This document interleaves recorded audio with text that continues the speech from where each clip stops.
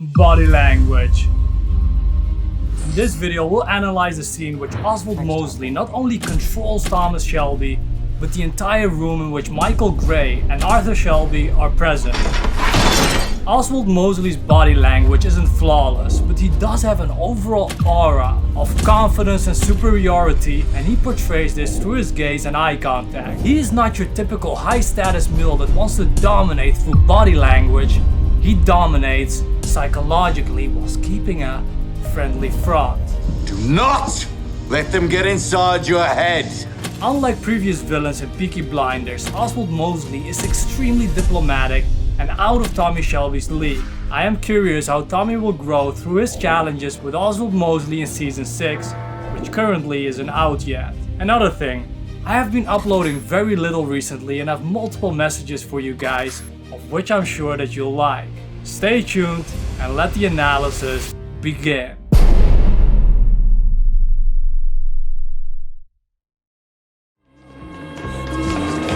So, what's the strategy? You can smile, you don't smile. There is a specific reason why he tells Michael to smile and Arthur not to smile. You sit, Arthur. You stand by the window. He uses Michael and Arthur as chess pieces in his play. Michael, more mind, friendly and intelligent, non-threatening, and Arthur near the window being the muscle, vigilant for sudden moves of Mosley and ready to charge at any given moment. Having Arthur here makes it easier for Tommy to apply psychological pressure on Mosley.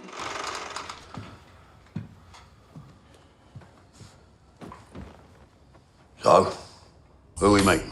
We see Arthur placing his arm on the chair. Subconsciously, individuals who feel confident or superior will place their hands or use a leg drape on a desk, chair or object, sometimes other people, as a way of establishing a territorial claim. We've seen this before a couple of times. I would advise you to think very carefully before you use that tone with me ever again.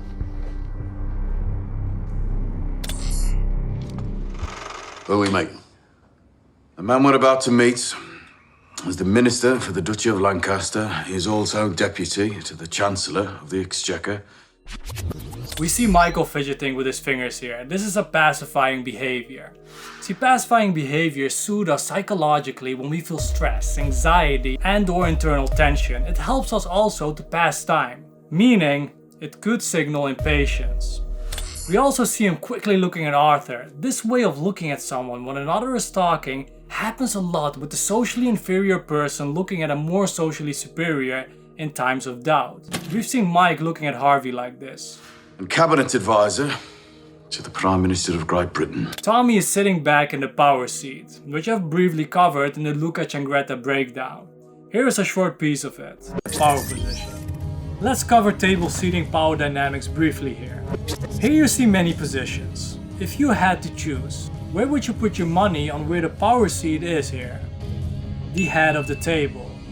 This is where all the people's eyes are naturally drawn to. Right here. But what if we have a situation like this? Now there are two heads on the table.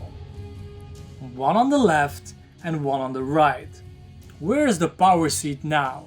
And why?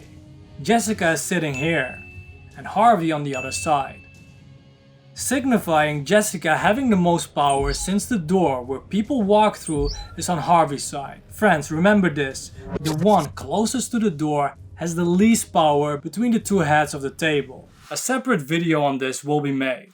And Cabinet Advisor to the Prime Minister of Great Britain. But look at his hands, they are clenched. This shows aggression, defensiveness, frustration, restraint, and sometimes a readiness to attack. There is a correlation between the height at which the hands are held and the degree of the person's frustration. The higher, the more frustration. Also look how closely and tightly someone clenches it. To the Prime Minister of Great Britain. Here you see a mouth shrug from Arthur. A mouth shrug is usually a gestural slip indicating a feeling of helplessness towards tough questions or situation, and it demonstrates no confidence. It is a form of a lip compression. You both met bad men before. The man we're about to meet is the devil.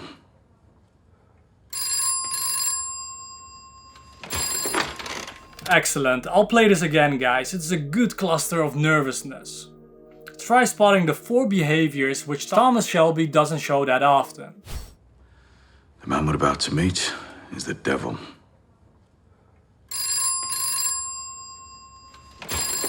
Let's go over all 4 of them.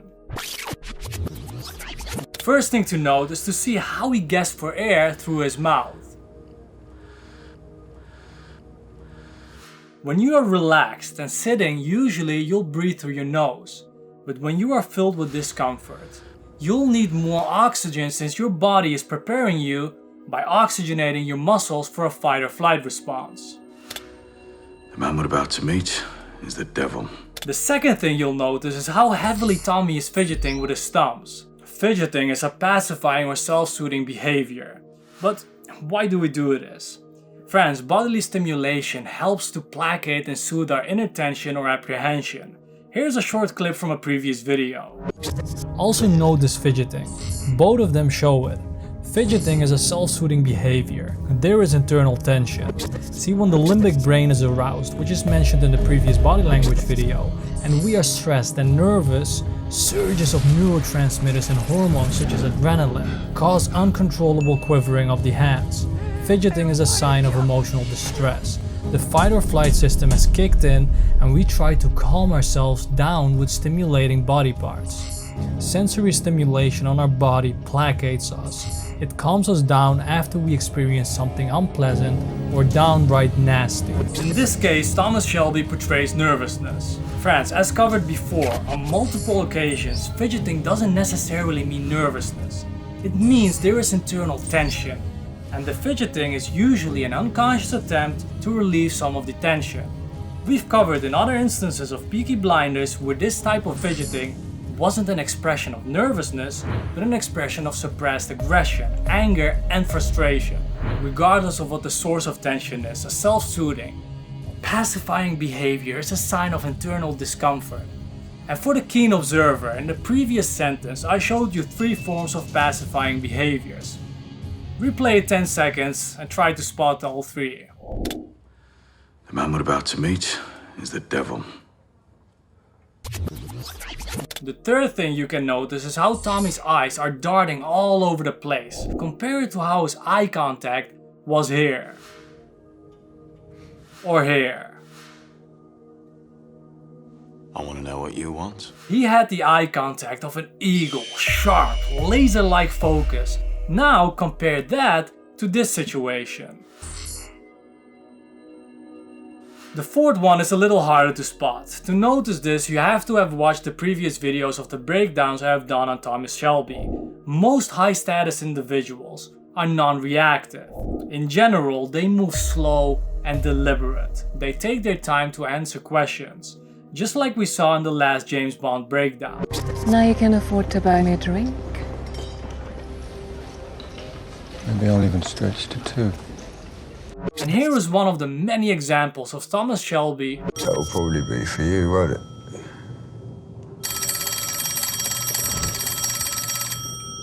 This clip is taken from the breakdown I did with Alfie Solomons. He took his time to pick up the phone. Compare that to the Thomas Shelby you observe here. He picks it up way sooner than his usual baseline behavior. This is the delta that you are looking for. I'll get back to this in a second. Now, for the people who say body language isn't accurate, they do not know what they're talking about. For example, before I said fidgeting is a sign of internal tension. Now, someone can fake that and people can say, see, body language isn't accurate. Here's where the thought process goes wrong. First of all, they watch just one behavior. Fidgeting. I can fake it, you can fake it. Probably anyone who knows about it can fake it. Judging one behavior is almost never accurate, even though there are exceptions. So mistake number 1 is they don't watch a cluster. Because if someone is truly nervous, they'll show multiple behaviors aligned with the nervousness. Second mistake. They don't take the context into account. That one is obvious, so I'll leave that here. The third one, and this is the killer guys, the nail in the coffin. They do not establish a baseline for that particular person. Let me give an example, and by the way, this is how body language experts read people. Let's say I'm fidgeting a lot and you ask me a throwaway question and I keep fidgeting. You've established a baseline behavior of mine, even though it's fake, it doesn't matter because now you ask a question that you truly wanted to ask and bam!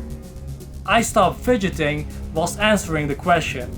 That is something that's out of my usual behavior now. Note it mentally and then keep asking other questions. I will continue fidgeting, but you learn something. There was a discrepancy, a clear delta before asking the question, during the question, and right after it.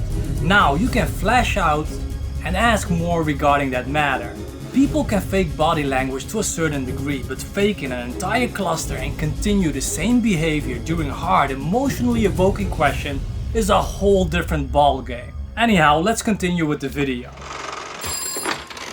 Yep. Send him in. A big sigh here. Again, nervousness in this case. Look at how Tommy's behavior rubs off on Arthur and Michael.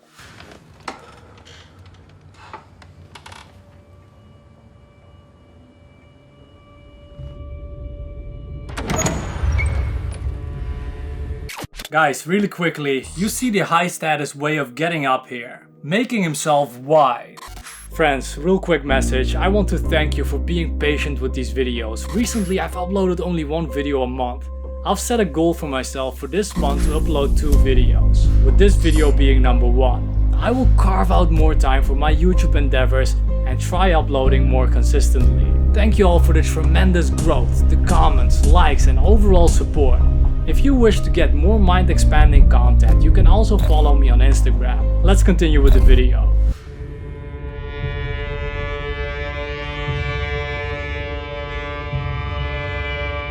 The pinnacle of confidence is portrayed on his face. Unreactive, no tension. Also look how he stares Arthur down as a form of establishing dominance over him. If you watch closely, Arthur is the one who looks away first here.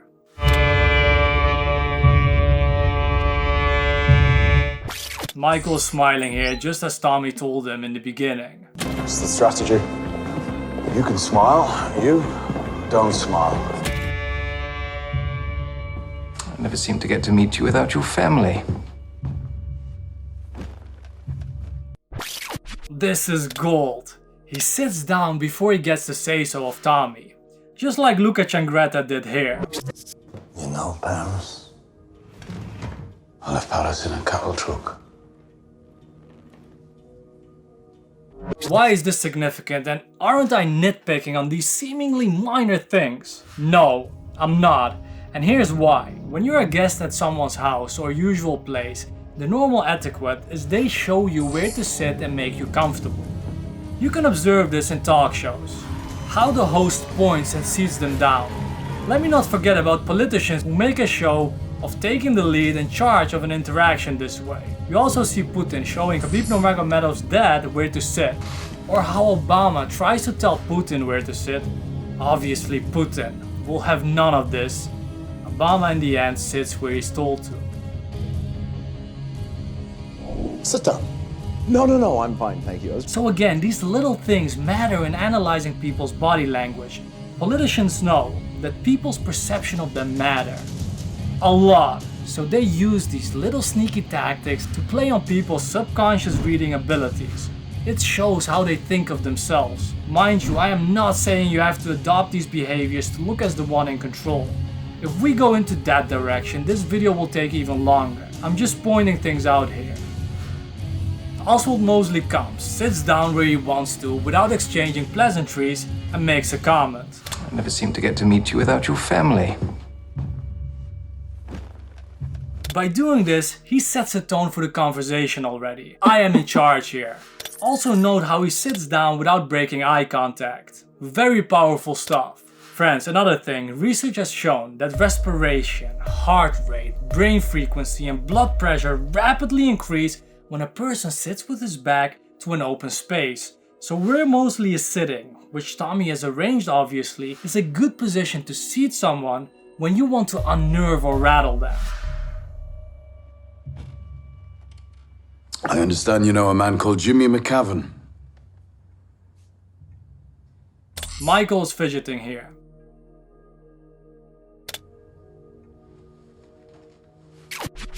You see Mosley break eye contact. Also note how he sits. It isn't a wide, spread out form of sitting like Thomas Shelby. He sits rather put together, creating a barrier between him and Tommy. This is not particularly a high status move. When a man crosses his legs, and worse, his arms too, he's practically withdrawn from the conversation. Guys, I'm not going to keep saying this, but take context in mind. Someone could be sitting at a bus stop in the cold and is trying to preserve body heat. Same behavior, completely different meaning. This way of sitting usually suggests that there are either issues, reservation, or social discomfort. Some people find this a comfortable way to sit, so again, establish a baseline when you read someone as said before. I understand you know a man called Jimmy McCavan.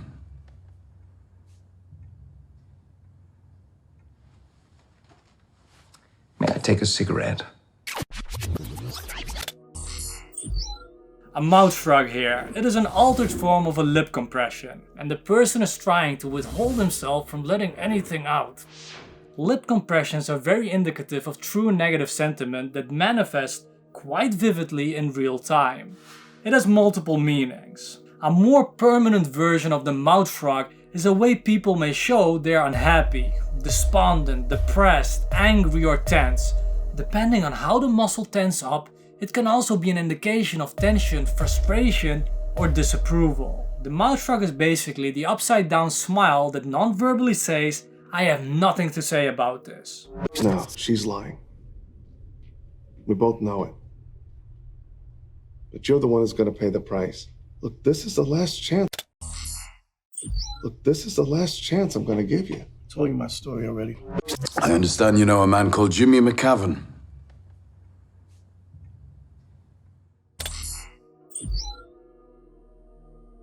In other instances, for example, when someone is asked a question and then shows the mouth shrug briefly, it can also show no confidence in what someone just said. Like here. I made 2 mouth shrugs when she was describing the rape. That's a classic gestural slip. I mean, she has no confidence in her words. Mosley shows this, then he takes charge of the conversation by asking a state-breaking question. I understand you know a man called Jimmy McCavan.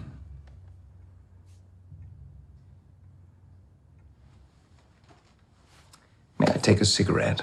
In previous videos, we've seen Tommy do this over and over again. Violent men are the easiest to deal with.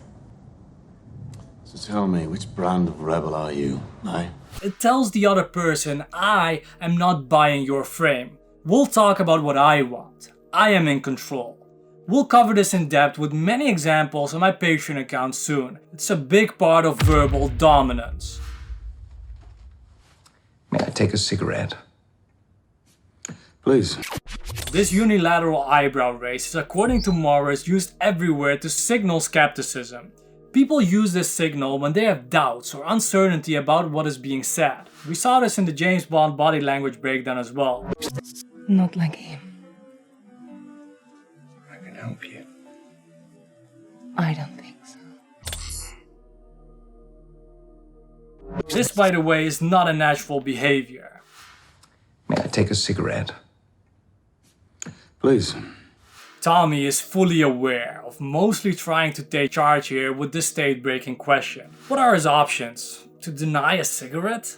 Mosley is playing a very sneaky game. Please. Michael continues fidgeting.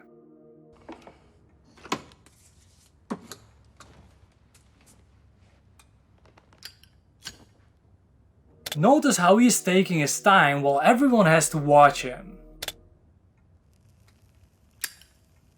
This is pure disrespect. Friends, a lot of you are generous and have been asking me to set up a Patreon page, and since recently, your wish is granted. So if you're enjoying my videos, you're now able to support me through Patreon. What you will get in tier 1 is access to the Patreon only feed, where I occasionally post behind the scenes info and ask questions regarding future videos. From now on, people who want me to make videos on certain topics can vote only via Patreon. In tier 2, you'll receive access to additional content and short scene breakdowns, including verbal dominance among many other things. With every YouTube video that I upload, I'll upload an elaboration on it, and that's what you'll have access to as well. From this tier and the next one, I'll also randomly select a few patrons and include their name in these YouTube videos. Now, the last one is the VIP tier, and it is limited to 20 spots. You'll get an hour-long Zoom call discussing ideas and books every 14 days with me and other VIPs.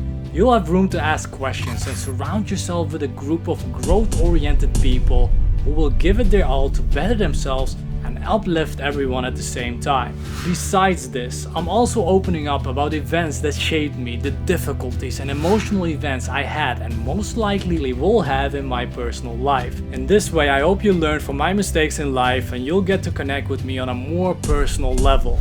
There are different forms of smoking. Look at how Oswald Mosley blows the smoke sideways and up. I want you to look at 3 things when people smoke. I won't cover it in this video, but for the Patreon supporters, you are in luck and will receive the video about smoking in a couple of days in your feed. This is an extension to this content and you'll exactly learn what 3 things you will have to look at when people smoke. What will suffice for now is this.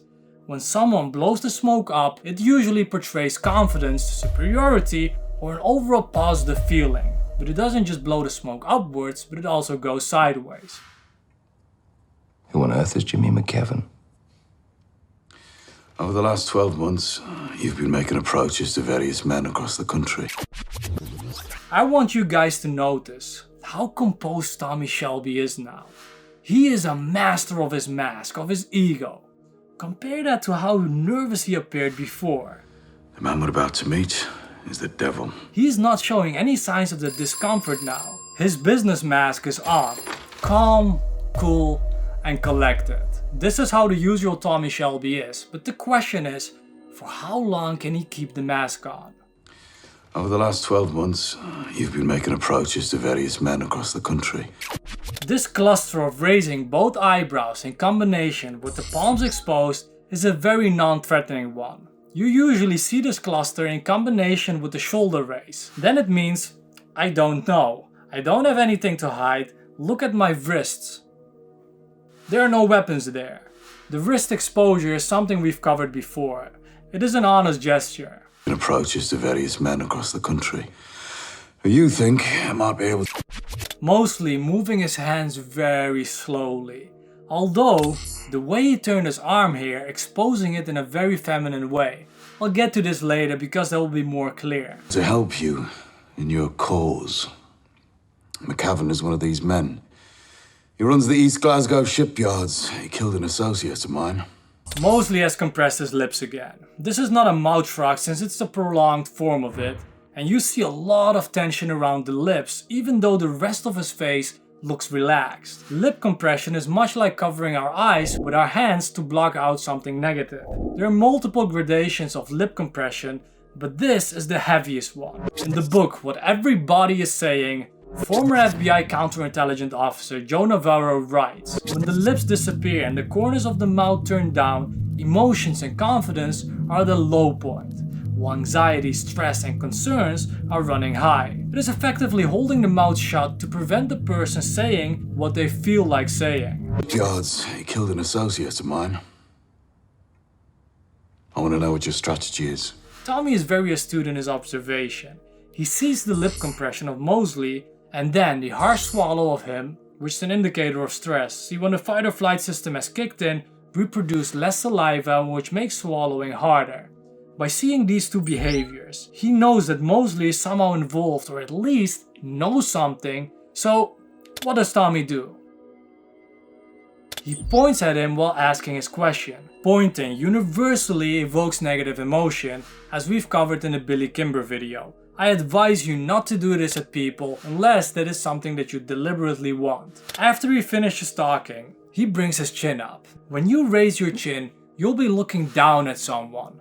A chin raise generally signifies confidence, pride, and in certain cases even arrogance. By raising your chin and head, you're also exposing your vulnerable throat and windpipe. This signals fearlessness. You see Harvey Specter doing this here when he challenges someone. Take a swing and see what happens. He runs the East Glasgow shipyards. He killed an associate of mine. I want to know what your strategy is. The question is, how does Mosley respond now that Tommy has read his behavioral cluster and pounded in on it? I want to know what your strategy is. Pure disrespect. He doesn't want to move or use an ashtray. So he lets it all fall on the floor. That one's your brother, yes? Yes.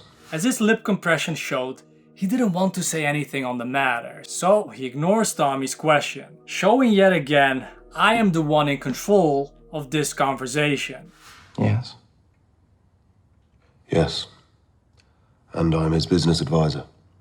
Mosley turns to a strategy that Tommy used against Alfie Solomons. He tied his lace, Alfie, and there is a kid at the door. From a good family too. Ollie, what he's saying. Jesus Christ, Alfie, he tied his fucking lace, I saw him! Look, he planted a grenade, I know he did. He notices Tommy is not going to break now, so he wants to turn to Arthur and make him angry, but Michael jumps in. Notice how slowly he turns to acknowledge him. Yes. And I'm his business advisor. We would like to talk business.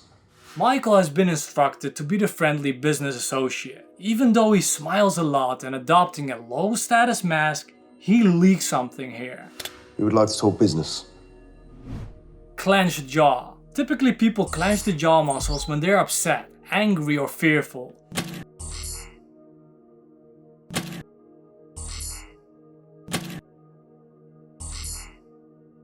In this case, it is indicative of suppressed anger. Michael. Michael Gray. You lost all your cousin's money in America playing the fool. Not only is Mosley showing that he knows what is happening in Michael's life, but is also calling him a fool. Notice him turning his head like this, condescending his behavior in America and emphasizing it with almost saying, you poor thing.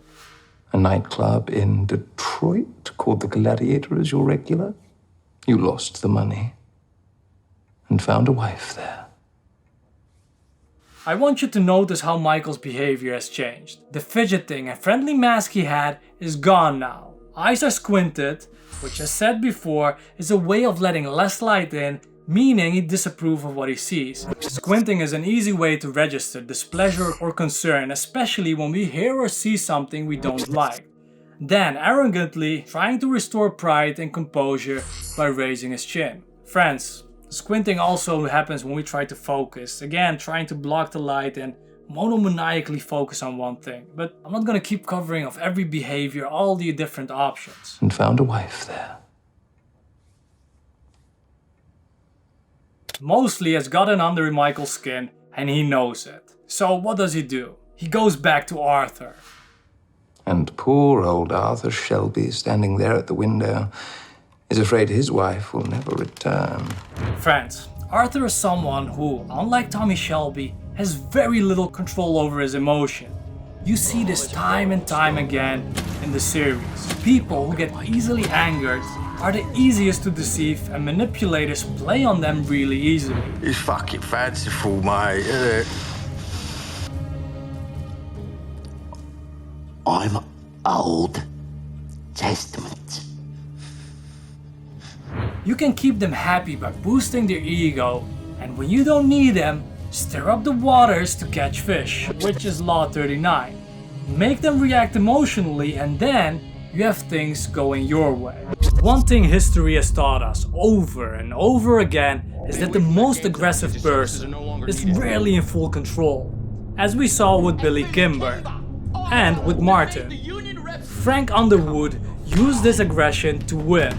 Aggressive people cannot see more than a couple of moves ahead. They cannot see the consequences of the bold moves they make, because they are constantly being forced to react to the moves of his ever-growing host of enemies and to the unforeseen consequences of his own rash actions. His aggressive energy is turned against him. In the realm of power, this not only is unethical, but when we look at the dark side of power, that is how usually people play the game. Again, this is far from what you should want, because you'll be fucking up your life big time. If you want to know why I'm saying that, watch the power intro video here. In there I also explain why I want you to learn the laws of power, and the last reason is for you to become manipulative. Be very careful with topics like this, unless you want to live in a dark world being isolated from love, truth, and the warmth of people.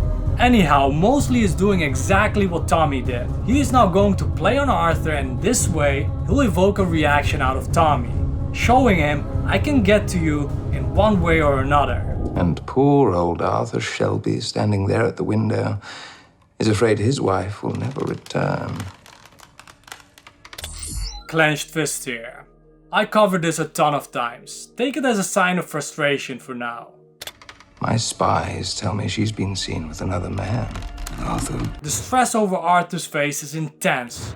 Arthur. Also notice this lip compression. He is really withholding himself from saying or doing something that wouldn't be wise. Arthur. And bingo. And there it is. He evokes Tommy to react. Now that he took control of the entire room, he focuses on Tommy again. Bingo. 20 seconds in and I have them speaking their wog-lingo. Here you see the disapproving no head shake again.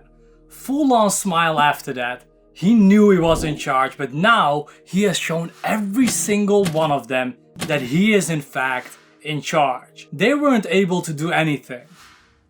Mr. Shelby, I do have plans. I will have need of men like you. Except, of course, there is no other man like you. You, in particular, I need. I will have need of men like you. He shows them he's way out of Tommy's league. Then he makes him feel special. He is seducing Tommy very intelligently with force. What do I mean with that? He is forcing him to work with him on the emotional level, but from an outer appearance surface level, he is being kind. Just as a side note, even though we have covered this before, he smokes in an effeminate manner. Here's a clip from a previous video. Straight off the get-go, you notice her palms facing outward. Females and feminine, even gay men tend to smoke like this in the majority of cases. We've covered this in the Tommy Shelby vs Alfie Solomon video. Heterosexual women tend to smoke more like this, while heterosexual men tend to smoke more like this. It's exposing versus hiding, feminine versus masculine. Besides this, you also see her being a little closed off. Here's the barrier with which she is supporting her other hand.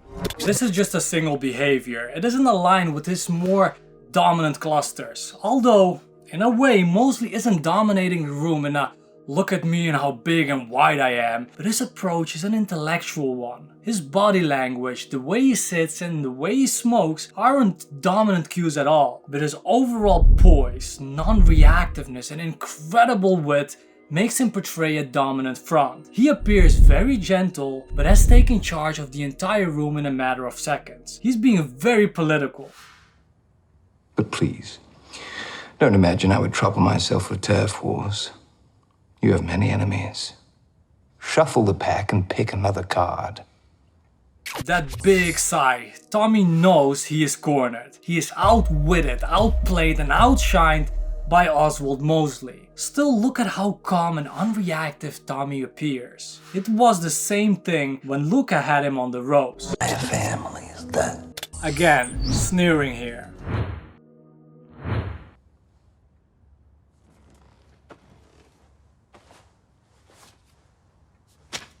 Briefly note the dynamic between Mosley and Tommy. Mosley stood up, looking down on Tommy here, and Tommy still sitting in this manner. Now this sitting and standing is a way more nuanced, but the one who is acting out of the ordinary has claimed some kind of status or power. He has become the center of attention. The same thing is true when people are sitting, let's say in a round equal table, but someone moves their chair back, making him the center of attention and giving him the power seat. A video about this in detail will follow. The dead journalist, the queer. I've made that go away. Read it and come back to me. Next time, bring only an open mind. Giving him the order the next time not to try any of this shit to try and dominate or set terms with Mosley. Next time, bring only an open mind and a cigar to celebrate our union.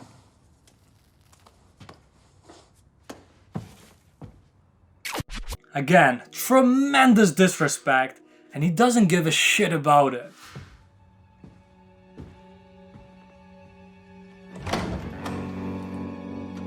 See the mask of Michael and Tommy drop the moment he is out of the room.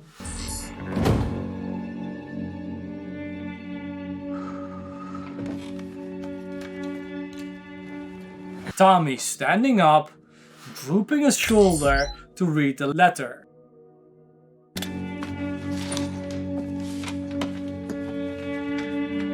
Michael quickly grabbing a cigarette to pacify himself and relieve his tension. And Arthur, well, that speaks for itself. Here you see Tommy losing his controlled mask for a second, lip licking, fidgeting here, and a general vibe of distress. What the fuck was that all about, Tom? Fuck. And Arthur loses it. Clenched fists, pacing impatiently, he still has not released his frustration and steam.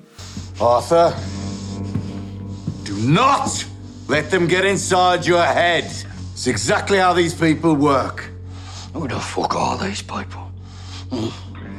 Earlier we saw the eye squinting, which is a form of closing off from things we do not like.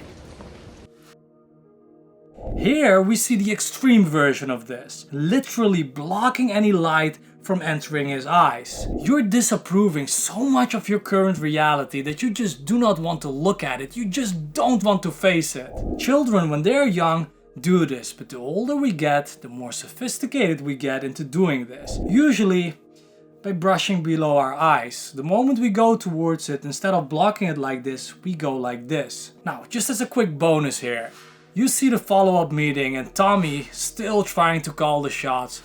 Did you bring that cigar? But here is how Mosley deals with it. Before we smoke, I have some conditions. It really isn't going to be that kind of relationship. Indicating, we are going to do it my way. Just smoke like the fine man you will become.